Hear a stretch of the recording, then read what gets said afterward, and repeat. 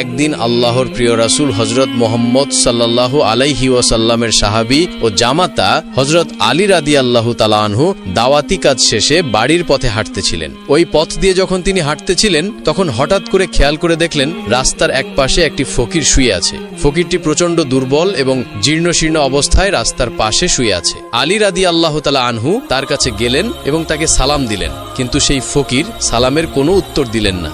আলী রাদিয়াল্লাহু তাআলা আনহু অত্যন্ত অবাক হয়ে তাকে বললেন, আপনি কি জানেন না কেউ যদি সালাম প্রদান করে সেই সালামের জবাব দিতে হয়? হযরত আলীর এই কথা শোনার পর ফকির প্রচণ্ড রেগে গেলেন এবং রেগে গিয়ে হযরত আলীকে বললেন, কে আপনি? আমাকে সালাম দিয়ে কি হবে? সালাম না দিয়ে যদি পারেন আমাকে একটু খাবার দিয়ে সহযোগিতা করুন। আজ 5 দিন ধরে আমি কিছুই খাই না, ক্ষুধার যন্ত্রণায় আমি জীর্ণ শীর্ণ অবস্থায় এখানে পড়ে আছি। ফকিরের এই রাগান্বিত কথা শুনে হযরত আলী রাদিয়াল্লাহু তাআলা আনহুর মনেও কিছুটা রাগ চলে আসলো, কিন্তু তখনই হযরত আলী রাদিয়াল্লাহু তাআলা আনহুর মনে পড়ল কোরআনের সেই আয়াতের কথা। তানহার আয়াত আল্লাহ রাব্বুল আলামিন বলেছেন, তোমরা ফকির মিসকিনের সঙ্গে ধমক দিয়ে কিংবা রাগান্বিত হয়ে কথা বলবে না। হযরত আলী রাদিয়াল্লাহু তাআলা আনহু তার রাগ নিয়ন্ত্রণ করলেন এবং কোমল সুরে সেই ফকিরকে বললেন, আমার কাছে তো এখন কোনো খাবার নেই, আমি দাওয়াতি কাজ শেষ করে বাড়ির দিকে যাচ্ছি, একটু দূরেই আমার বাড়ি। আপনি যদি খাবার পেতে চান তাহলে আমার সঙ্গে আমার বাড়িতে চলুন, আমার বাড়িতে গেলে হয়তোবা আমি আপনাকে কিছু খাবার দিতে পারবো। ফকির বলল, আমি প্রচন্ড দুর্বল, ক্ষুধার যন্ত্রণা আমাকে এতটাই কাবু করেছে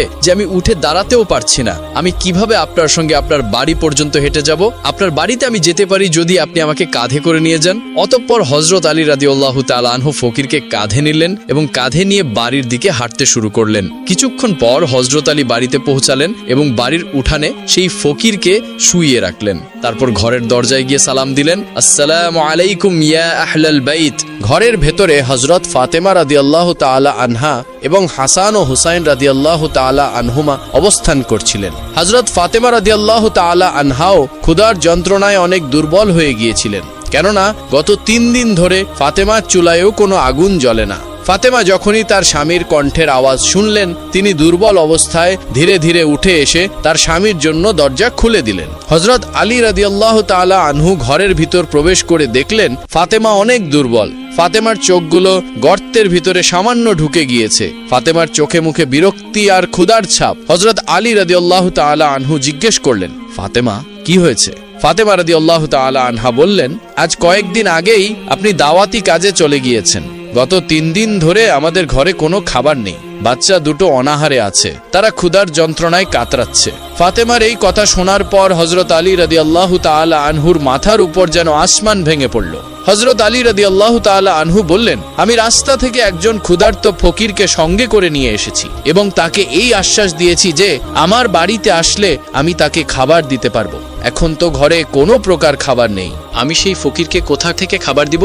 হযরত আলী রাদিয়াল্লাহু তাআলা আনহু আর দেরি করলেন না, তিনি জায়নামাজ বিছিয়ে 4 রাকাত সালাতুল হাজত আদায় করে নিলেন। অতঃপর আলী রাদিয়াল্লাহু তাআলা আনহু আল্লাহর দরবারে বললেন, তুমি তো রহমান, তুমি তো রাহিম, তুমি তো মেহেরবান, তুমি চাইলে সবই সম্ভব। একজন ফকিরকে আমি মেহমান করে বাড়িতে নিয়ে এসেছি, এখন যদি তাকে খাবার দিতে না পারি তাহলে তার সামনে আমি লজ্জিত হব। ইয়া রব্বুল আলামিন, তুমি আমার সম্মান রক্ষা করো, আমাকে সাহায্য করো। আমি আমার ক্ষুধার্ত স্ত্রীর জন্য খাবার চাই না, আমার ক্ষুধার্ত সন্তানদের জন্য খাবার চাই না, আমি শুধু সেই ফকিরকে দেবার জন্য তোমার দরবারে খাবার চাই। তুমি দয়া করে আমাকে সাহায্য করো, তোমার রহম দিয়ে আমাকে পরিপূর্ণ করো। হযরত আলী রাদিয়াল্লাহু তাআলা আনহুর এই দোয়া আল্লাহ রাব্বুল আলামিনের আরশে পৌঁছে গেল। সঙ্গে সঙ্গে আল্লাহ রাব্বুল আলামিন জান্নাত থেকে এক টোপলা খাবার পাঠালেন। একজন অদৃশ্য ফেরেশতা এসে হযরত আলী রাদিয়াল্লাহু তাআলা আনহুর সামনে জান্নাতি খাবারের সেই টোপলা রাখলেন। অতঃপর আলী রাদিয়াল্লাহু তাআলা আনহু মুনাজাত শেষ করে যখন খাবারের টোপলা দেখলেন তিনি আল্লাহ রাব্বুল আলামিনের দরবারে শুকরিয়া আদায় করতে লাগলেন। মা ফাতেমার ঘরে জান্নাতি খাবারের টোপলা, চতুর্দিক থেকে যেন জান্নাতি ঘ্রাণ বের হচ্ছে। পাশের কক্ষ থেকে হযরত হাসান এবং হুসাইন রাদিয়াল্লাহু তাআলা আনহু খাবারের ঘ্রাণ পেয়ে ছুটে আসলেন এই কক্ষে। হযরত হাসান এবং হুসাইন রাদিয়াল্লাহু তাআলা আনহু এক দৌড়ে এসে হযরত আলীকে জড়িয়ে ধরলেন। হযরত হাসান বলতে লাগলেন, আব্বাজান, গত 3 দিন ধরে আমরা কিছুই খাইনি। হযরত হুসাইন রাদিয়াল্লাহু তাআলা আনহু হাসানকে বললেন, ভাই, আমার কাছে মায়ের চেয়ে আমার বাবাই অনেক ভালো, কেননা গত 3 দিন ধরে মায়ের কাছে কতবার খাবার চাইলাম, মা একবারও আমাদের একটুও খাবার দিল না। আর দেখো না বাবা আমাদের জন্য কত খাবার নিয়ে এসেছে। হুসাইনের এই কথা শুনে মা ফাতেমা রাদিয়াল্লাহু তাআলা আনহা মুচকি হাসলেন। হযরত আলী রাদিয়াল্লাহু তাআলা আনহু সকলের উদ্দেশ্যে বললেন, এই খাবার তোমাদের জন্য না, বাহিরে একজন ফকির অপেক্ষা করছে এবং আমি তাকে খাবার দেব বলে আল্লাহ রাব্বুল আলামিনের কাছ থেকে খাবার চেয়ে নিয়ে এসেছি। হযরত আলীর এমন কথার পর হুসাইন রাদিয়াল্লাহু তাআলা আনহু হযরত আলীর দুটি পা জড়িয়ে ধরলেন এবং চিৎকার করে কাঁদতে কাঁদতে বলতে লাগলেন, আব্বা জান, আমরা 3 দিন ধরে প্রচণ্ড ক্ষুধার্ত এবং তৃষ্ণার্ত, আপনি আমাদেরকে খাবার দিন, আমরা খেয়ে আমাদের ক্ষুধা নিবারণ করি। হযরত আলী রাদিয়াল্লাহু তাআলা আনহু অনেক বড় একটি পরীক্ষার সম্মুখীন হলেন। একদিকে তার স্ত্রী এবং সন্তান অনাহারে, অন্যদিকে এসে ভিক্ষুকও অনাহারে আছেন এবং ভিক্ষুককে কথা দিয়ে বাড়িতে নিয়ে এসেছেন। হযরত আলী রাদিয়াল্লাহু তাআলা আনহু এই সামান্য খাবারটুকু এখন কাকে দিবেন? হযরত আলী রাদিয়াল্লাহু তাআলা আনহু দুই দিকের কথা চিন্তা করে পাথরের মূর্তির মতো দাঁড়িয়ে আছেন। এমন সময় হযরত আলীর মনে পড়ল, আল্লাহ রাব্বুল আলামিন কুরআনুল কারিমে বলেছেন, নিশ্চয় সম্পদ এবং সন্তান হবে ফিতনার মূল কারণ। পবিত্র কুরআনের এই আয়াত মনে পড়ার পর হযরত আলী সিদ্ধান্ত নিলেন, এই খাবারের একমাত্র হকদার ফকির, অতএব সেই ফকিরকেই এই খাবার দিতে হবে। হযরত আলী এবার বাম হাত দিয়ে হুসাইনকে এক ঝটকায় দূরে ফেলে দিলেন। তারপর ঘর থেকে বের হলেন ভিক্ষুককে খাবার দেওয়ার জন্য। হযরত আলী ঘর থেকে যখনই বের হলেন, তিনি এক অবাক দৃশ্য দেখলেন। তিনি দেখলেন ভিক্ষুক দাঁড়িয়ে দাঁড়িয়ে মুচকি হাসছে। যে ভিক্ষুক রাস্তার পাশে জীর্ণ শীর্ণ অবস্থায় পড়েছিল, তাকে কাঁধে করে বাড়িতে নিয়ে আসতে হয়েছে, সেই ভিক্ষুক এখন উঠে দাঁড়িয়েছে এবং আলীর দিকে তাকিয়ে মুচকি মুচকি হাসছে। হযরত আলী রাদিয়াল্লাহু তাআলা আনহু কিছু বলার আগেই ভিক্ষুক বলল, ওয়ালাইকুম আসসালাম। হযরত আলী রাদিয়াল্লাহু তাআলা আনহু বললেন, কে আপনি? একটু আগেই তো আপনি রাস্তায় জীর্ণ শীর্ণ অবস্থায় পড়েছিলেন, আপনি এতটাই দুর্বল ছিলেন যে আপনাকে কাঁধে করে আমি এখানে নিয়ে এসেছি, আর এখন আপনি উঠে দাঁড়িয়েছেন এবং মুচকি হাসছেন। আর আপনাকে সালাম দিয়েছিলাম কবে? সেই সালামের জবাব আপনি এখন দিলেন? সেই ফকির তখন বলল, হে আসাদুল্লাহিল গালিব হযরত আলী, আমি আর কেউ নই, আমি আল্লাহ রব্বুল আলামিনের রহমতের ফেরেশতা। আমি আপনাকে পরীক্ষা করার জন্য এত কিছু করেছি। নবীর সাহাবীদের মধ্যে আপনি এমন একজন ব্যক্তি, আপনি একসঙ্গে এতগুলো ডিগ্রি অর্জন করেছেন, নবীর আর অন্য কোন সাহাবী অর্জন করতে পারেনি। একদিকে আপনি আসাদুল্লাহিল গালিব, কাফেরদের জন্য সিংহ, অন্যদিকে রাসূল সাল্লাল্লাহু আলাইহি ওয়াসাল্লাম বলেছেন, আমি হলাম জ্ঞানের রাজ্য, আর সেই রাজ্যে প্রবেশের দরজা হলো হযরত আলী। অন্যদিকে আল্লাহ রব্বুল আলামিন আপনাকে প্রচণ্ড শক্তি দান করেছেন, এই যুগের শ্রেষ্ঠ বীর পালোয়ান আপনি। অন্যদিকে খাতুনে জান্নাত, যিনি জান্নাতি মহিলাদের সর্দারনি হবেন, তার স্বামী আপনি। অন্যদিকে হাসান হোসেন, যারা জান্নাতি যুবকদের সর্দার হবে, তাদের পিতা আপনি। অন্যদিকে আশারাতুল মুবাশশারাহ সদস্য আপনি। জান্নাতি 10 জন সুসংবাদ প্রাপ্ত ব্যক্তির 4 নম্বরে রয়েছেন আপনি। আপনি একমাত্র সাহাবী যিনি এতগুলো গুণে গুণান্বিত হয়েছেন। আপনার প্রতি আল্লাহ রব্বুল আলামিন রাজি খুশি হয়ে আপনাকে এতগুলো গুণে গুণান্বিত করেছেন। এই খাবারের একমাত্র হকদার হলো আপনার পরিবারের সদস্যগণ। আপনি তাদেরকে এই খাবার প্রদান করুন। অন্য আরেক দিনের ঘটনা, একজন উদ্ভট এবং বিকৃত চেহারার ফকির সালমান ফার্সি রাদিয়াল্লাহু তাআলা আনহুকে সঙ্গে নিয়ে মা ফাতেমার বাড়িতে এসেছেন। হযরত সালমান ফার্সি রাদিয়াল্লাহু তাআলা আনহু ফাতেমার দরজায় গিয়ে সালাম দিলেন, আসসালামু আলাইকুম ইয়া আহলাল বাইত। হযরত ফাতেমা রাদিয়াল্লাহু তাআলা আনহা পর্দার অন্তরাল থেকে সালামের উত্তর দিলেন এবং বললেন, কে আপনি? সালমান ফার্সি রাদিয়াল্লাহু তাআলা আনহু বললেন, আপনার পিতা আল্লাহর পয়গাম্বার আমাকে পাঠিয়েছে, আমার সাথে একজন ভিক্ষুক আছে। এই ভিক্ষুক আপনার পিতার কাছে গিয়েছিল, কিন্তু আপনার পিতার কাছে কিছুই নেই ভিক্ষা দেবার মতো, এজন্য এই ভিক্ষুককে আপনার বাড়িতে পাঠিয়েছেন এবং আপনার পিতা বলেছেন আপনি যেন এই ভিক্ষুককে কিছু দিয়ে সাহায্য করেন। হযরত ফাতেমা রাদিয়াল্লাহু তাআলা আনহা বললেন, আমার ঘরে তো তেমন কিছুই নেই, এই ভিক্ষুককে আমি কি দিয়ে সাহায্য করব? তবে হ্যাঁ, আমার পছন্দের একটি চাদর আছে, আমি এই চাদরটি আপনাকে দিচ্ছি। আপনি এই চাদরটি ইহুদির বাড়িতে বন্ধক রেখে সেখান থেকে যে অর্থ পাবেন, সে অর্থগুলো এই ভিক্ষুককে দিয়ে দিবেন। হযরত সালমান ফার্সি সেই চাদরটি নিয়ে ইহুদির বাড়িতে গেলেন এবং ইহুদিকে বললেন, এই চাদরটি বন্ধক নেন। ইহুদি চাদরটি হাতে নিয়ে অত্যন্ত চমকে গেলেন। ইহুদি জিজ্ঞেস করলেন, এই চাদরটি কার? সালমান ফার্সি রাদিয়াল্লাহু তাআলা আনহু বললেন, এই চাদরটি আমাদের বিশ্বনবীর মেয়ে ফাতিমার চাদর। ইহুদি চাদরটি নিয়ে ঘরের ভিতর প্রবেশ করলেন এবং অনেকক্ষণ সময় পর ইহুদি ফিরে এলো। হযরত সালমান ফার্সি রাদিয়াল্লাহু তাআলা আনহু খেয়াল করে দেখলেন, ইহুদির মাথা বেয়ে টপ টপ করে পানি পড়ছে, মনে হচ্ছে ইহুদি গোসল করে এসেছেন। সালমান ফার্সি তাকে জিজ্ঞেস করলেন, আপনি তো অনেক আগেই ঘরের ভিতর ঢুকেছেন, এতক্ষণ পর ফিরে এলেন, কই চাদরের বন্ধকিত অর্থ নিয়ে এসেছেন? ইহুদি বলল, এই নাও ও চাদরের বন্ধকিত অর্থ আর আমাকে এক্ষুনি তোমাদের নবীর দরবারে নিয়ে চলো। আমি কালেমা পড়ে মুসলমান হতে চাই। আমি আমার কিতাব তাওরাতে পড়েছি, আখিরি জামানার শেষ পয়গম্বর যিনি হবেন তার বাড়িতে একদিন ফকির আসবে এবং সেই ফকিরকে ভিক্ষা দেওয়ার মতো কোনো কিছুই থাকবে না। আখিরি জামানার শেষ পয়গম্বর সেই ভিক্ষুককে পাঠাবেন তার কন্যা ফাতেমার ঘরে, কিন্তু ফাতেমার ঘরেও ভিক্ষা দেওয়ার মতো তেমন কিছুই নেই। অবশেষে ফাতেমা তার শরীরের একটি চাদর বন্ধক রেখে সেই ফকিরকে ভিক্ষা দিবেন। তুমি যখন বললে এই চাদরটি বিশ্ব নবীর মেয়ে ফাতেমার চাদর, তখনই আমি আমার তাওরাতের ভবিষ্যৎবাণীর সত্যতার প্রমাণ পেয়েছি। তোমরা যাকে নবী বলে মানো, এই নবী আখিরি জমানার শেষ নবী। তার সম্পর্কে তাওরাতে যতগুলো ভবিষ্যৎবাণী ছিল, সকল ভবিষ্যৎবাণীর সত্যতা আমি ইতিপূর্বেই পেয়েছি। শুধু এই একটি সত্যতার অপেক্ষায় আমি ছিলাম। আমি আর দেরি করতে চাই না, আমাকে এক্ষুনি তোমাদের নবীর দরবারে নিয়ে চলো। আমি মুসলমান হতে চাই। মদিনার বাগানগুলোর মধ্যে এক ইয়াতিম ছেলের একটি বাগান ছিল। তার বাগানের সাথে লাগোয়া বাগানের মালিক ছিলেন আবু লুবাবা নামের এক লোক। সেই ইয়াতিম ছেলেটি নিজের বাগান বরাবর একটি প্রাচীর দিতে গিয়ে দেখল প্রতিবেশীর একটি খেজুর গাছ সীমানার মধ্যে পড়ে যাচ্ছে। ছেলেটি তার প্রতিবেশীর কাছে গিয়ে সমস্যার কথা বলে সীমানার খেজুর গাছটি কিনতে চাইল, যাতে প্রাচীরটি সোজা হয়। কিন্তু প্রতিবেশী আবু লুবাবা কোনোভাবেই রাজি হচ্ছিল না। কোনো উপায় না পেয়ে সেই ইয়াতিম ছেলেটি রাসূলুল্লাহ সাল্লাল্লাহু আলাইহি ওয়াসাল্লামের কাছে গিয়ে পুরো ঘটনা বুঝিয়ে বলল। আল্লাহর রাসূল সাল্লাল্লাহু আলাইহি ওয়াসাল্লাম ডেকে পাঠালেন আবু লুবাবাকে। সে মসজিদে নববীতে আসলে নবী করিম সাল্লাল্লাহু আলাইহি ওয়াসাল্লাম সেই খেজুর গাছটি অর্থের বিনিময় হলেও ইয়াতিম ছেলেটিকে দিয়ে দিতে অনুরোধ করলেন, কিন্তু আবু লুবাবা যথারীতি রাজি হলো না। রাসূলুল্লাহ সাল্লাল্লাহু আলাইহি ওয়াসাল্লাম এ পর্যায়ে তাকে বললেন, তোমার ভাইকে ওই খেজুর গাছটি দিয়ে দাও, আমি তোমার জন্য জান্নাতে একটি খেজুর গাছের জিম্মাদার হব। বিস্ময়কর হলো সত্য যে আবু লুবাবা তারপরেও সেই খেজুর গাছ দিতে রাজি হলো না। রাসূলুল্লাহ সাল্লাল্লাহু আলাইহি ওয়াসাল্লাম এ পর্যায়ে চুপ হয়ে গেলেন। এর চেয়ে বেশি তিনি তাকে আর কি বলতে পারেন। উপস্থিত সাহাবীদের মধ্যে সাবিত রাদিয়াল্লাহু তাআলা আনহু ছিলেন। তিনি আবু দাহদা নামে পরিচিত ছিলেন। মদিনায় তার খুব সুন্দর একটি বাগান ছিল। প্রায় 600 খেজুর গাছ ছাড়াও একটি মনোরম বাড়ি ও একটি পানির কুয়া ছিল সেখানে।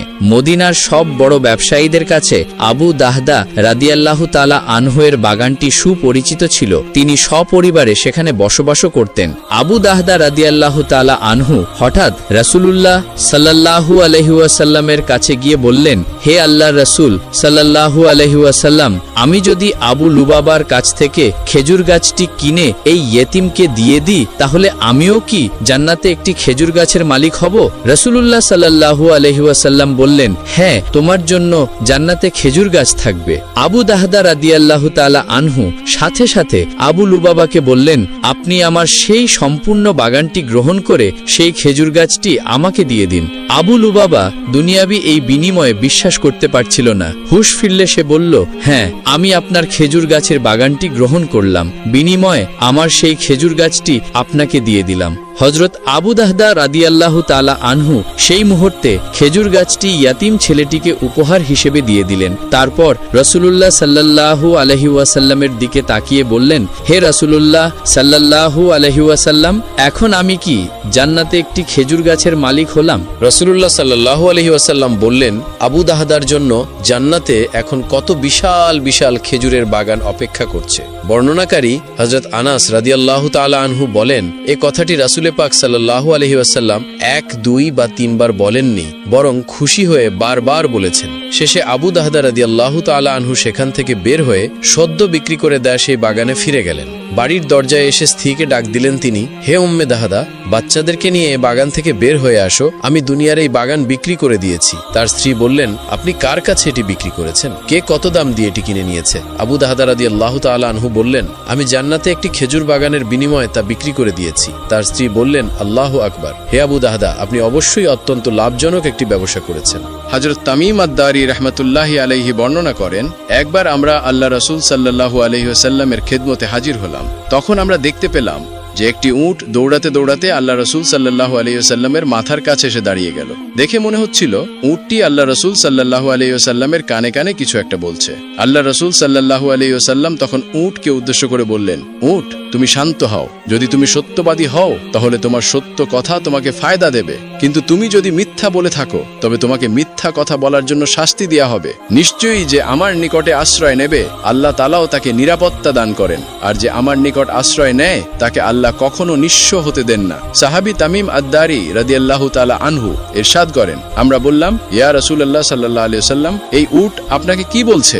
আল্লাহ রাসূল সাল্লাল্লাহু আলাইহি ওয়াসাল্লাম বললেন, এটা আমাকে বলছে যে তার মালিক তাকে জবেহ করে তার মাংস খাওয়ার সিদ্ধান্ত নিয়েছে, তাই সে তার মালিকের কাছ থেকে পালিয়ে এসেছে এবং এখানে সে আমার নিকট সাহায্য চাইছে। তামিম আদ-দারি রাদিয়াল্লাহু তাআলা আনহু বললেন, অতঃপর আমরা নিজেদের মধ্যে গল্পে ব্যস্ত হয়ে গেলাম। হঠাৎ সেই সময় উটের মালিক আমাদের নিকট ছুটে আসলো। সেই উট যখন তার মালিককে আসতে দেখল তখন সে পুনরায় আল্লাহর রাসূল সাল্লাল্লাহু আলাইহি ওয়াসাল্লামের কাছে গিয়ে দাঁড়ালো এবং ঠিক রাসূল সাল্লাল্লাহু আলাইহি ওয়াসাল্লামের বরাবর পেছনে লুকানোর চেষ্টা করল। উটের মালিক বলল, ইয়া রাসূলুল্লাহ সাল্লাল্লাহু আলাইহি ওয়াসাল্লাম, আমার এই উট 3 দিন আগে আমার কাছ থেকে পালিয়ে গেছে, আর আজকে আমি একে আপনার কাছে পেয়েছি। এ কথা শুনে আল্লাহর রাসূল সাল্লাল্লাহু আলাইহি ওয়াসাল্লাম বললেন, এই উটটি আমার নিকটে নালিশ জানিয়েছে। সে আমাকে বলছে যে তোমার কাছে অনেক বছর ধরে লালিত পালিত হয়েছে, বড় হয়েছে। যখন প্রচন্ড গরমের সময় আসে তুমি তখন তার পিঠে চড়ে ঘাস এবং চারণভূমির এলাকায় যেতে, আর যখন শীতের সময় আসতো তখন তুমি তার পিঠে সওয়ার হয়ে গরম এলাকার দিকে সফর করতে। আর এখন যখন সে বার্ধক্যে উপনীত হয়েছে তখন তুমি তাকে জবেহ করে তার মাংস খাওয়ার পরিকল্পনা করেছো। উটটির মালিক বলল, ইয়া রাসূলুল্লাহ সাল্লাল্লাহু আলাইহি ওয়াসাল্লাম, ঘটনা ঠিক তেমনই যেমনটা আপনি বর্ণনা করেছেন, কিন্তু প্রশ্ন হলো উটটি আপনাকে সব জানালো কিভাবে? এই কথা শুনে আল্লাহর রাসূল সাল্লাল্লাহু আলাইহি ওয়াসাল্লাম বললেন, আচ্ছা বলো তো, একজন অনুগত একনিষ্ঠ খাদেমের তার মালিকের প্রতি খেদমতের প্রতিদান কি এটাই পাওয়া উচিত? উটের মালিক বলল, হে রাসূল সাল্লাল্লাহু আলাইহি ওয়াসাল্লাম, এখন আমি একে বিক্রি করব না, একে জবেহ করব না। আপনি যা অনুমতি দেবেন আমি তাই করব। এরপর আল্লাহর রাসূল সাল্লাল্লাহু আলাইহি ওয়াসাল্লাম সেই উটের মালিকের কাছ থেকে উটটিকে 100 দিরহামের বিনিময়ে কিনে নিলেন। তারপর তিনি উটটিকে বললেন, হে উট, যাও, এখন থেকে তুমি মুক্ত। আল্লাহ তাআলা দেওয়া রিজিক তালাশ করো। অথচ সেই উটটি আল্লাহর রাসূল সাল্লাল্লাহু আলাইহি ওয়াসাল্লামের মাথার কাছে নিজের মুখ এগিয়ে নিয়ে মুখ দিয়ে আওয়াজ করলো, যা শুনে আল্লাহর রাসূল সাল্লাল্লাহু আলাইহি ওয়াসাল্লাম বললেন, আমিন, আমিন। এরপর উটটি পুনরায় দোয়া করলো। আল্লাহর রাসূল আবারও বললেন, আমিন, আমিন। উটটি পুনরায় দোয়া করলো। আল্লাহর রাসূল তৃতীয়বারের মতো বললেন, আমিন, আমিন। কিন্তু উটটি যখন চতুর্থবার একটি শব্দ করলো তখন আল্লাহর রাসূল আমিন তো বললেনই না, বরং আবেগপ্রবণ হয়ে কাঁদতে শুরু করলেন এবং বলতে লাগলেন, হায় আমার উম্মত, হায় আমার উম্মত। এমনকি রাসূল সাল্লাল্লাহু আলাইহি ওয়াসাল্লামের চোখ থেকে অশ্রু বের হতে লাগলো। সাহাবী তামিম আদ-দারি রাদিয়াল্লাহু তাআলা আনহু বললেন, আমরা জিজ্ঞাসা করলাম, হে রাসূলুল্লাহ সাল্লাল্লাহু আলাইহি ওয়াসাল্লাম, এই উট আপনাকে কি বলছে? রাসূল সাল্লাল্লাহু আলাইহি ওয়াসাল্লাম বললেন, উটটি আমাকে প্রথমবার বলছে, হে রাসূল সাল্লাল্লাহু আলাইহি ওয়াসাল্লাম, আল্লাহ আপনাকে ইসলাম এবং কোরআনের মাধ্যমে উত্তম প্রতিদান দান করবেন। আমি বললাম, আমিন। তারপরে আমাকে বলল, আল্লাহ তাআলা যেন কিয়ামতের দিন আপনার উম্মতের অন্তর থেকে সমস্ত ভয় ভীতি এমনভাবে দূর করে দেন যেমনভাবে আজকে আপনি আমার অন্তর থেকে ভয়কে দূর করে দিলেন। আমি বললাম, আমিন। তারপর সে দোয়া করল, আল্লাহ তাআলা যেন আপনার উম্মতের রক্তকে শত্রুদের হাত থেকে এমনভাবে হেফাজতে রাখেন যেমন করে আজকে আপনি আমার রক্তকে হেফাজত করেছেন। এরপর সে পুনরায় বলল, আল্লাহুম্মা আমিন, আল্লাহ যেন তাই করে। এরপর চতুর্থবার উটটি বলল, আল্লাহ তাআলা যেন আপনার উম্মতকে নিজেদের মধ্যে ঝগড়া ফ্যাসাদ, সেনা যুদ্ধ বিগ্রহ এসব থেকে হেফাজত করেন। এই কথা শুনে আমিন বলতে যাব, কিন্তু সেই দোয়াটি কবুল হবে না। আল্লাহর তরফ থেকে নির্দেশ আসলো। এ কথা শুনে আমার কান্না পেল, কেননা এই একই দোয়া আমিও আমার উম্মতের জন্য আল্লাহর কাছে বহুবার করেছি, কান্নাকাটি করেছি। হে আল্লাহ, আমার উম্মতকে অভ্যন্তরীণ ফিতনা, ঝগড়া ফাসাদ এসব থেকে রক্ষা করো। কিন্তু আল্লাহ তাআলা আমার প্রথম 3টি দোয়া কবুল করলেও শেষ 2টি কবুল করেননি। হযরত জিবরাইল আলাইহিস সালাম আমাকে আল্লাহর পক্ষ থেকে খবর দিয়ে দিয়েছেন যে হে রাসূল, আপনার উম্মতের মধ্যে সর্বশ্রেষ্ঠ ফিতনা হচ্ছে যে তারা পরস্পর ছোটখাটো ত্রুটি বিচ্যুতি নিয়ে একজন আরেকজনকে ফতোয়াবাজি করবে, ফিতনাবাজি করবে, ঝগড়াঝাটি করবে, এসবে লিপ্ত হবে এবং এসব করে এরা ধ্বংস হবে। বাহিরের শত্রু যখন এদেরকে আক্রমণ করবে তখন এরা অভ্যন্তরীণ দ্বন্দ্ব কলহে ব্যস্ত থাকবে। এসব কিছু যা ঘটবে সবই তাকদিরে লিখা হয়ে গিয়েছে। কাজেই এই ক্ষেত্রে আল্লাহ আপনার দোয়া কবুল করবেন না। আল্লাহু আকবার।